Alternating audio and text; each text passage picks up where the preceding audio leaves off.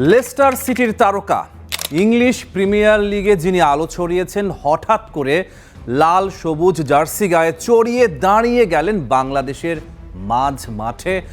আর তারপরই প্রশ্নটা উঠে গেল, হামজা চৌধুরী কি হবেন বাংলাদেশের পরবর্তী অধিনায়ক? জামাল ভুঁইয়া এখনও বাংলাদেশ জাতীয় দলের অধিনায়ক, কিন্তু বয়স, ফর্ম আর ভবিষ্যতের হিসাব নিকাশ মিলিয়ে ফুটবল মহলে একটা প্রশ্ন ঘুরপাক খাচ্ছে। দলের নেতৃত্ব কার হাতে যাবে পরের অধ্যায়ে? আর সেই আলোচনায় সবচেয়ে জোরালো নামটা হলো হামজা চৌধুরী। বিশ্বমানের অভিজ্ঞতা, বাংলাদেশ জাতীয় দলের ইতিহাসে হামজার মতো প্রোফাইলের ফুটবলার আগে কখনো খেলেননি। প্রিমিয়ার লিগের মতো বিশ্বের সবচেয়ে প্রতিযোগিতাপূর্ণ লিগে বছরের পর বছর খেলার অভিজ্ঞতা তার ঝুলিতে আছে, যেখানে প্রতিটা ম্যাচ চাপের, প্রতিটা প্রতিপক্ষ বিশ্বমানের। সেই পরিবেশে টিকে থাকা মানে মানসিক দৃঢ়তা এমনিতেই তৈরি হয়ে যাওয়া। এই অভিজ্ঞতা মাঠের ভেতরে নেতৃত্ব দেওয়ার জন্য যে আত্মবিশ্বাস দরকার, সেটার এক বিশাল ভিত্তি। আন্তর্জাতিক ফুটবলে অধিনায়কত্ব শুধু আর্ম ব্যান্ড পরে থাকা নয়, কঠিন মুহূর্তে সতীর্থদের দিক নির্দেশনা দেয়া, রেফারির সঙ্গে কথা বলা, ধৈর্য ধরে রাখা। হামজার মতো একজন ফুটবলার যিনি ইউরোপের চাপের মুখে খেলে অভ্যস্ত, তার পক্ষে এই দায়িত্বগুলো সামলানো তুলনামূলক সহজ হবে। মাঠে প্রভাব বিস্তারের ক্ষমতা, বাংলাদেশের জার্সিতে অভিষেকের পর থেকেই হামজা যেভাবে মাঠ দাপিয়ে বেড়াচ্ছেন, তাতে স্পষ্ট বোঝা যায় তিনি বাংলাদেশের খেলাকে কন্ট্রোল করেন। রক্ষণাত্মক মিডফিল্ডার হিসেবে বল দখলে রাখা, প্রতিপক্ষের আক্রমণ থামানো, আবার প্রয়োজনে আক্রমণে যুক্ত হওয়া, এই সব কিছুতেই তার প্রভাব চোখে পড়ার মতো। অসাধারণ কিছু গোল করে হামজা চৌধুরী প্রমাণ করেছেন তিনি শুধু নির্ভরযোগ্যই নন, ম্যাচ উইনারও হতে পারেন। একজন অধিনায়ককে মাঠে এমন হতে হয় যার দিকে সতীর্থরা তাকিয়ে থাকে, ভরসা পায়। হামজার খেলার ধরন আগ্রাসী, নিয়ন্ত্রিত, বুদ্ধিদীপ্ত, ঠিক সেই গুণাবলী বহন করে।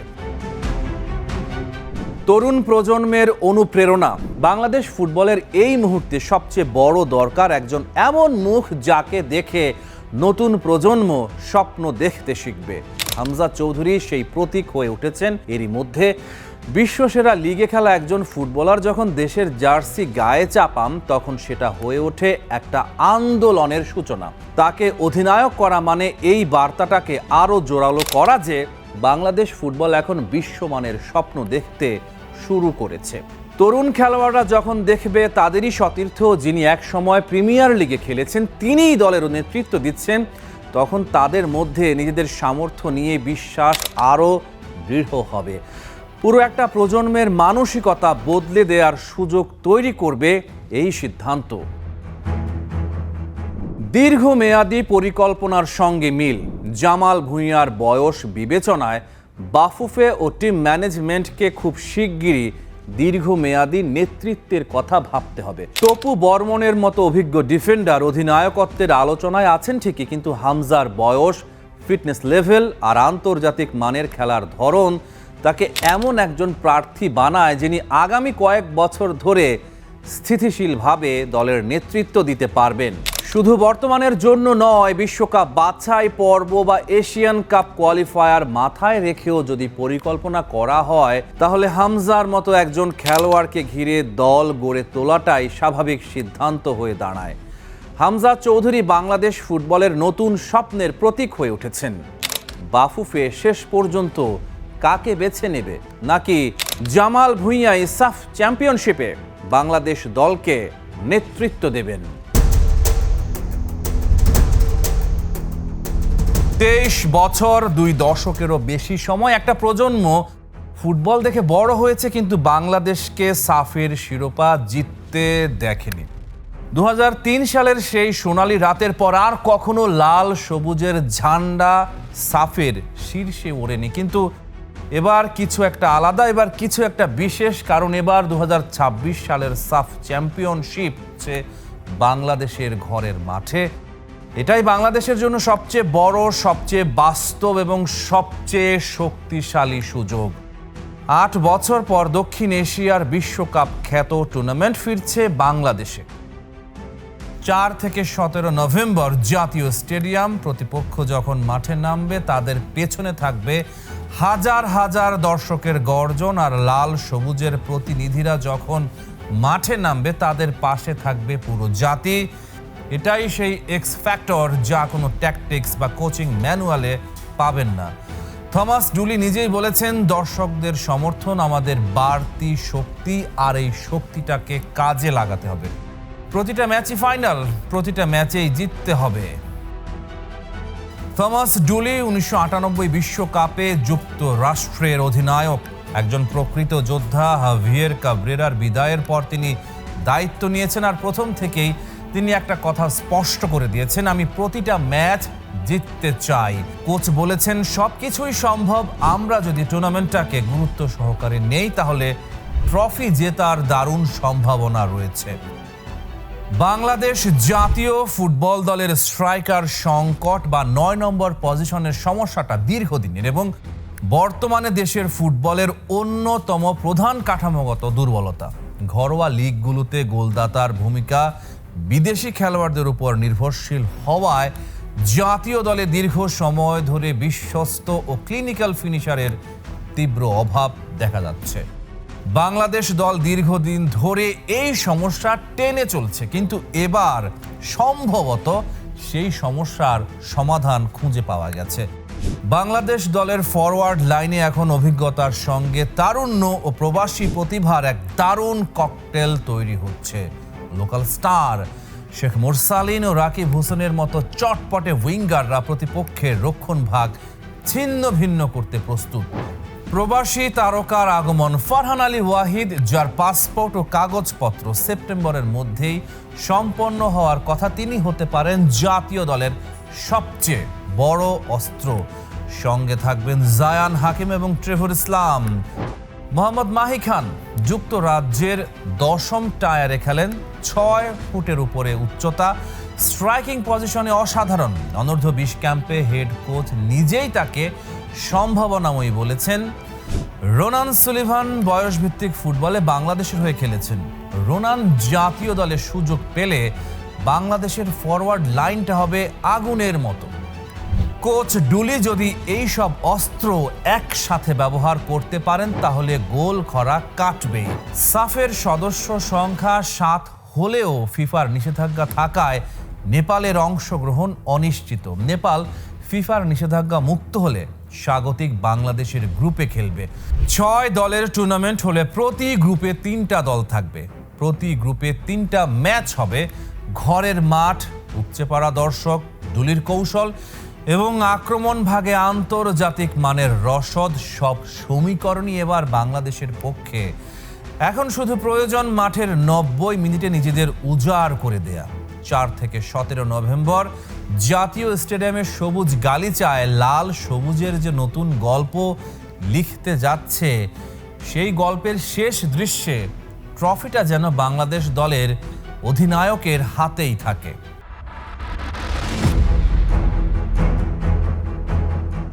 কাতার বিশ্বকাপ সেমিফাইনালের পথে মরক্কো স্পেনকে হারিয়ে পর্তুগালকে উড়িয়ে একটা দল বিশ্বকে থমকে দিয়েছিল, কিন্তু সেই দলের অধিকাংশ খেলোয়াড়ের জন্ম মরক্কোর মাটিতে হয়নি। তারা এসেছিল ফ্রান্স, স্পেন, নেদারল্যান্ডস, বেলজিয়াম থেকে। দ্বৈত নাগরিকত্ব নিয়ে ইউরোপের শীর্ষ একাডেমিতে বেড়ে ওঠা, কিন্তু মরক্কোর রক্তে। প্রশ্ন হচ্ছে, বাংলাদেশ কি মরক্কোর পথে হাঁটতে পারে, নাকি এটা শুধুই কাগজে কলমেই স্বপ্ন? অরিজিন ফুটবলার যে অস্ত্রটি বাংলাদেশ এখনো ঠিক মতো ব্যবহার করেনি। মরক্কোর সাফল্যের মূল চাবিকাঠি একটাই, ডায়াসপোরা প্লেয়ারদের সঠিক ব্যবহার। ইউরোপের শীর্ষ লিগে বেড়ে ওঠা, বিশ্বমানের একাডেমিতে তৈরি খেলোয়াড়দের জাতীয় দলের জার্সি গায়ে তুলে নেয়া। কিন্তু এটা শুধু ডাক দিয়ে হয়নি।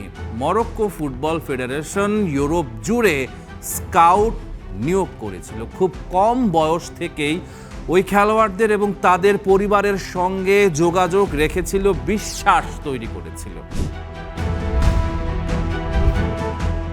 বাংলাদেশ এরই মধ্যে কিছু পথ দেখিয়েছে। জামাল ভুঁইয়া, তারিক কাজী, হামজা চৌধুরী, সমিত সোম, ফাহমিদুল ইসলাম এরা সবাই অরিজিন ফুটবলার।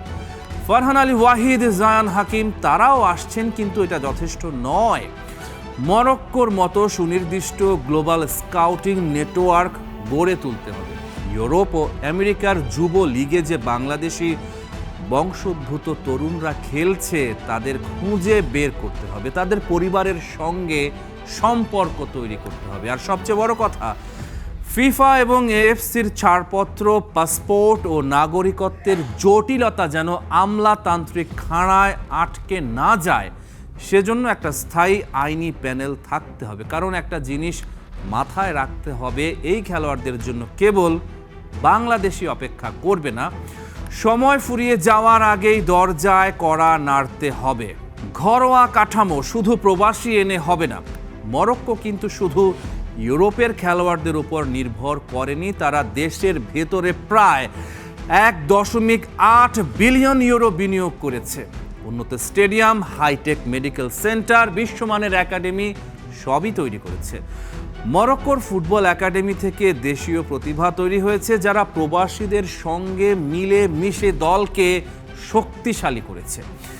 বাংলাদেশের জন্য এটাই বড় পাঠ।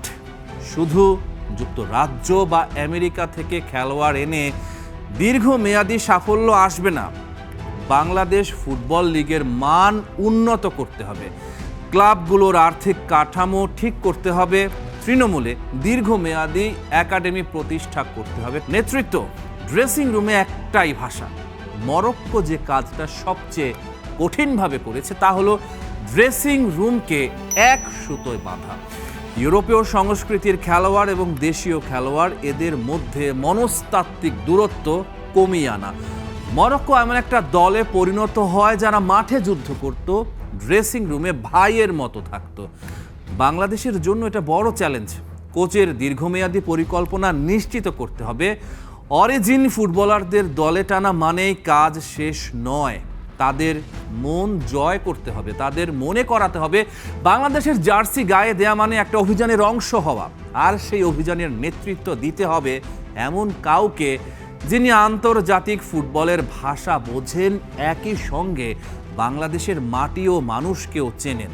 বিশ্ব ফুটবলের আধুনিক বাস্তবতায় প্রবাসী প্রতিভাদের ব্যবহার করা কোনো শর্টকাট নয়, শক্তিশালী কৌশল থাকতে হয়।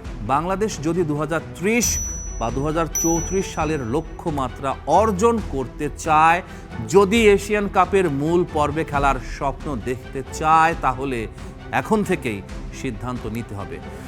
গ্লোবাল স্কাউটিং নেটওয়ার্ক গড়ে তুলতে হবে, আইনি জটিলতা দূর করতে হবে, ঘরোয়া অবকাঠামোতে বিনিয়োগ করতে হবে, আর সবচেয়ে বড় কথা, সরকারের সক্রিয় ভূমিকা নিশ্চিত করতে হবে। মরক্কোর পেছনে ছিল তাদের সরকারের বিনিয়োগ ও রাজনৈতিক ইচ্ছাশক্তি। বাংলাদেশেও সেটা সম্ভব। ফুটবল আর শুধু খেলা নয়, এটা জাতীয় পরিচয়, এটা অর্থনীতি। বিশ্বের কাছে নিজেকে তুলে ধরার সবচেয়ে শক্তিশালী মঞ্চ। মরক্কো পেরেছে, কেন বাংলাদেশ পারবে না? শুধু ইচ্ছাশক্তি আর সঠিক পরিকল্পনার অভাব। আর সেই অভাব যদি দূর হয়, তাহলে হয়তো একদিন বাংলাদেশের লাল সবুজ জার্সি গায়ে ইউরোপের শীর্ষ লিগে খেলা কোনো স্ট্রাইকারের গোলে আমরাও বিশ্বকাপের মঞ্চে চিৎকার করতে পারব। Rahman pair, star play.